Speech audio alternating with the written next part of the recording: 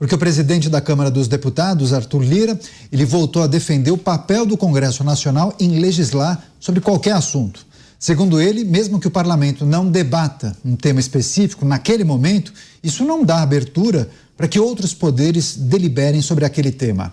A declaração é vista como uma resposta às recentes decisões do Supremo Tribunal Federal que geraram reação do Congresso. Vou começar essa com o Cláudio Dantas. Dantas, você em Brasília, claro que acompanhou essas situações que envolviam o Legislativo e o Poder Judiciário, mas você entende que essa declaração de Arthur Lira é somente um recado ao Poder Judiciário, sobretudo às Cortes Superiores? Você também entende que pode ser uma sinalização ao Executivo Federal? Porque a gente viu uma dinâmica curiosa, né? De aprova texto, sanciona com vetos e derrubada dos vetos, né?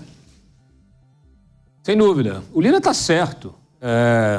Ele, inclusive, a frase completa dele, ele faz uma autocrítica em relação à omissão, muitas vezes, do Congresso, muitas vezes do Legislativo, em relação a determinada matéria. Não legislar também é legislar, mas é natural que o Congresso, que os parlamentares, eles tenham a sensibilidade em relação à urgência de se legislar sobre algo, né? Então, muitas vezes você tem questões que elas se colocam e precisam ser debatidas, né? Não dá para você ignorá-las, porque senão você vai sofrer lá na frente. De alguma maneira, o judiciário vai acabar assumindo essa atribuição, como aconteceu, por exemplo, com toda essa discussão sobre combate a fake news, né? Na eleição, você não tinha legislação específica, o TSE foi lá e baixou as suas próprias normas. Então, isso é muito ruim. Ao mesmo tempo, quando você tem, como agora, né, a retomada dessa discussão do próprio PL das fake news, que é um projeto já completamente desfigurado, é um Frankenstein, é um projeto que ele é utilizado, tem vários dispositivos ali, eles misturam tudo num caldeirão, mexem, mas que está lá o germe da censura, né? O principal tempero desse cozidão aí é a censura direcionada a determinados grupos. O próprio Arthur Lira já vem sofrendo ataques aí de certas redes, sofrendo cancelamentos, e ele sabe que precisa haver uma regulação, mas é preciso que ele entenda a sensibilidade desse tema e possa olhar para além desse projeto. Esse projeto não é a solução é outra, a gente discute numa próxima oportunidade. O fato é que sim, há uma interferência, nós tivemos aí várias matérias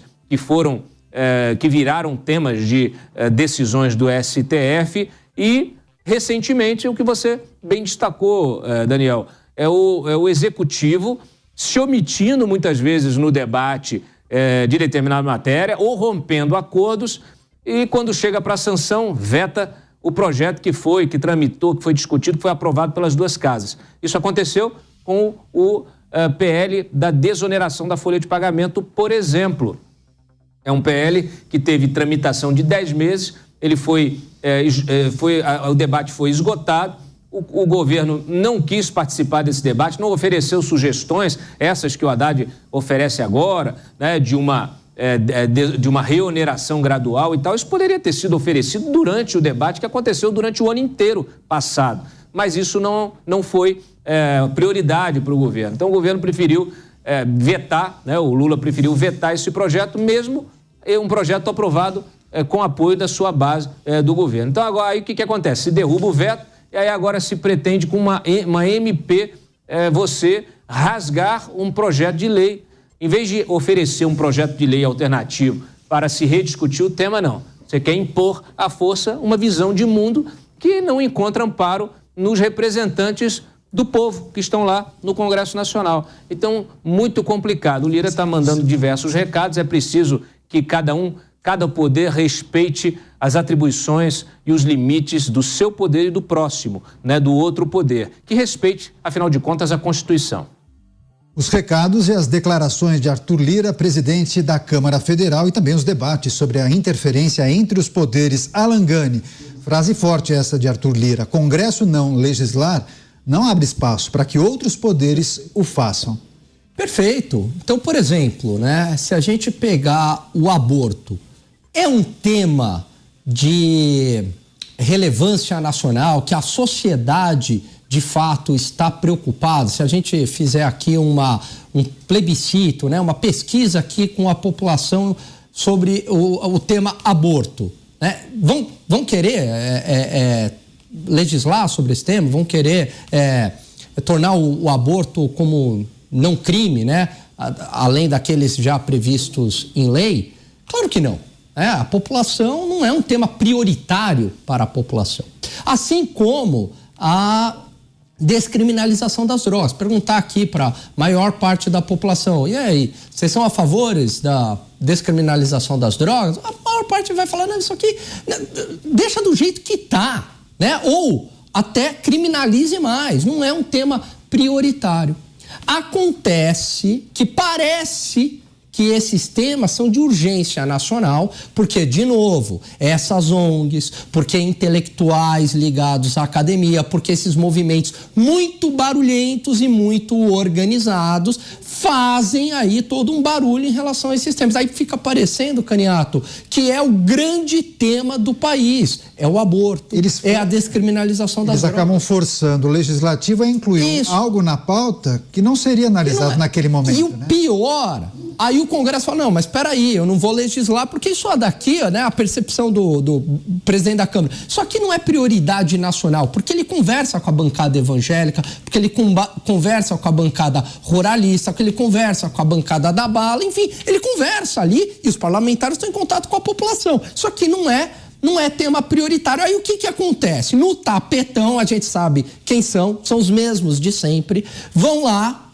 e acionam o Supremo Tribunal Federal. O Congresso não está fazendo a parte dele. Mas não está fazendo a parte dele porque o Congresso, um poder eleito, está representando a vontade popular. A casa do povo. A casa do povo. E se a vontade popular não é legislar em relação ao aborto agora, em relação à descriminalização das drogas, a gente tem que respeitar essa vontade popular. Mas aí o que eles fazem? Acionam o Supremo Tribunal Federal. E aí o Supremo Tribunal Federal acaba legislando.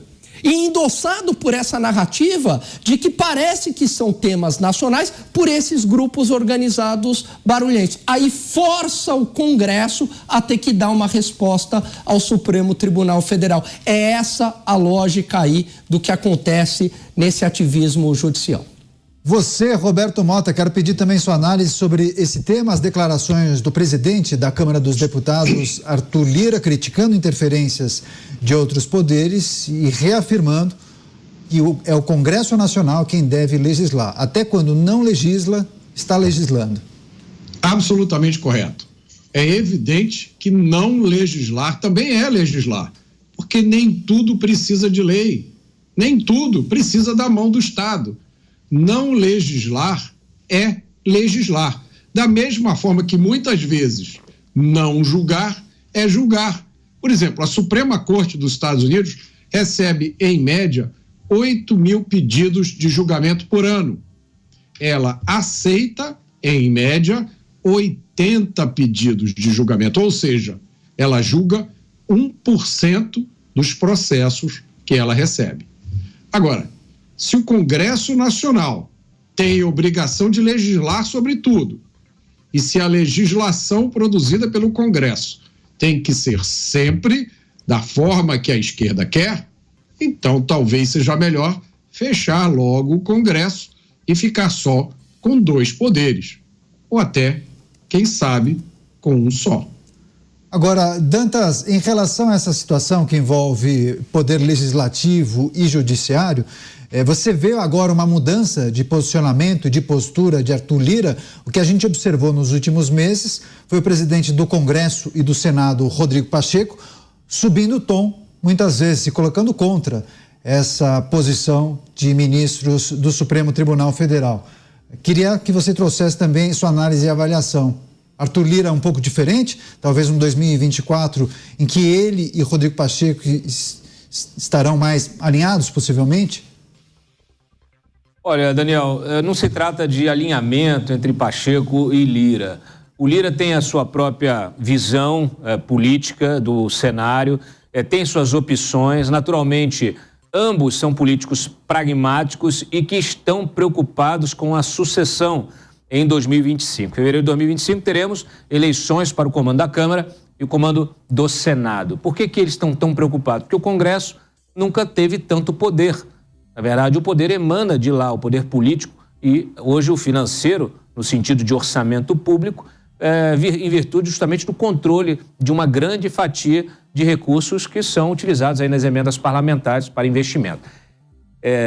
Isso posto, o Rodrigo Pacheco quer fazer o seu sucessor e ainda ter apoio lá numa possível corrida ao governo de Minas Gerais em 2026, e ele sabe que o Lula pode ajudá-lo nesta primeira empreitada e também lá na segunda, quer dizer, ele acha que sim. E o Lira, ele também olha a necessidade de fazer o seu sucessor e também olhar, ele também está querendo resolver o seu próprio futuro político, que seria de ocupar um ministério ainda no atual governo do Lula, ali nessa reta final do governo Lula a partir de 2025. Ocupar um ministério, já se falou inclusive de Ministério da Saúde. Só que acontece que a política ela é dinâmica e os acordos, eles são pontuais. Acordos e traições são comuns na política. Você fechou um acordo hoje, amanhã você será traído. As amizades duram, às vezes, um mandato, às vezes menos do que um mandato. Elas se dão ao sabor das circunstâncias. O Lira, ele vem escalando nesse discurso. É muito interessante porque, de fato, ele viabilizou uma série de agendas importantes do governo, em troca de ocupação de espaço, de indicação de ministros, de indicação para autarquias, né, segundo, terceiro escalão, e também na liberação de emendas parlamentares. Ele sabe que o seu poder também deriva desse controle. Naturalmente, ele também não gostou de ser traído pelo governo em diversas das votações. Ele chegou aí ao Lula, no fim do ano passado, reclamar dos seguidos vetos a matérias que eram aprovadas após acordo com o próprio governo, com o Ministério da Fazenda, etc. A própria MP do CARF, né, tantas outras. Ele reclamou justamente de, olha, não faz sentido, a gente acerta lá, há uma combinação, um acordo, e chega aqui, o presidente veta. Ele falou isso diretamente ao Lula.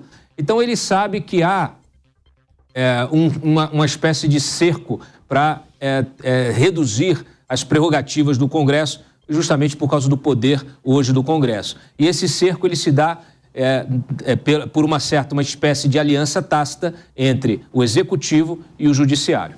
Pois é, os bastidores do poder. Boa, Dantas. Agora, Gani, quais foram os episódios, digamos, mais recentes, gritantes, que servem de exemplo para a gente trazer para a nossa audiência quando falamos de interferência entre os poderes? Arthur Lira e Rodrigo Pacheco ficaram sensivelmente incomodados com algumas posturas, sobretudo do Poder Judiciário, mas também do Executivo Federal, com os vetos, por exemplo. Vetos que desconsideraram esses acordos mencionados pelo Dantas. Olha, Caniato, são tantos que até fica difícil lembrar. Mas vamos lá. Bom, primeiro, questão do aborto. Claramente uma matéria do Congresso Nacional, independentemente da posição individual de cada um. Isso é matéria do Congresso Nacional. Isso passa por uma questão moral, isso passa por uma questão de valores, e isso precisa ser discutido com a sociedade. E quem é que nos representa de maneira indireta, né? São os parlamentares. É assim o nosso sistema democrático. Então, o aborto é um dos temas. Outro tema, descriminalização das drogas. O mesmo raciocínio do aborto. Isso também é uma matéria claramente do Congresso Nacional. Outra matéria recente que é do Congresso Nacional, inclusive reafirmando o que está na Constituição e na própria jurisprudência do Supremo Tribunal Federal no julgamento de 2009. Marco temporal, também do Congresso Nacional. Houve ativismo judicial. Outra matéria, estou lembrando aqui, imposto sindical.